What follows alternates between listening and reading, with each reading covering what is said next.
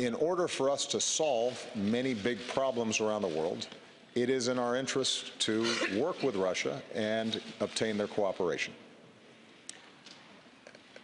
I think we should all hope for a Russia that is successful, where its people are employed and the economy is growing and they are having good relationships with their neighbors and participating constructively on big issues like climate change. So I've sought a constructive relationship with Russia, but what I have also been is realistic in recognizing that there's some significant differences in how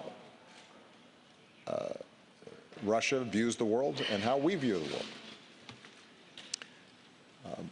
The values that we talked about, the values of democracy and free speech and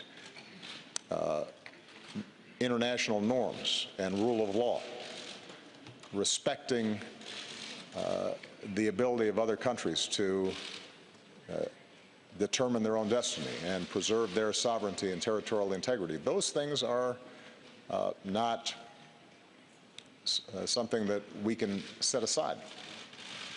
And so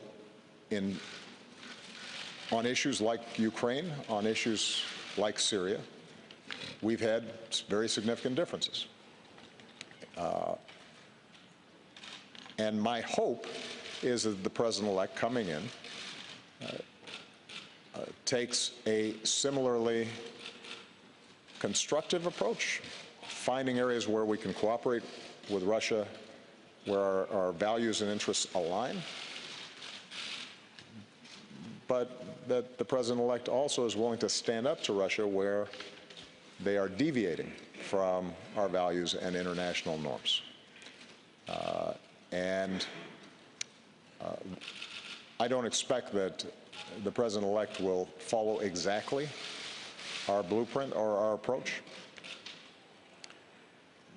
but my hope is that he does not simply take a realpolitik approach and suggest that, if we just cut some deals with Russia, even if it hurts people or even if it violates international norms or even if it leaves smaller countries vulnerable or creates long-term problems in regions like Syria, that we just do whatever is convenient at the time.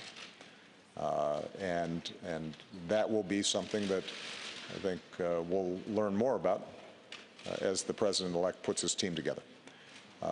I am encouraged by the President-elect's insistence that NATO is a commitment that does not change, and his full commitment to NATO as the foundation for our international security, I think, is very important. And finally, in terms of my conversations with President Putin, these are conversations that took place before the election. As I indicated, there has been very clear proof that they have engaged in cyber attacks. This isn't new. It's not unique to Russia. There are a number of states where we've seen low-level cyber attacks and industrial espionage and other behavior that we think should be out of bounds.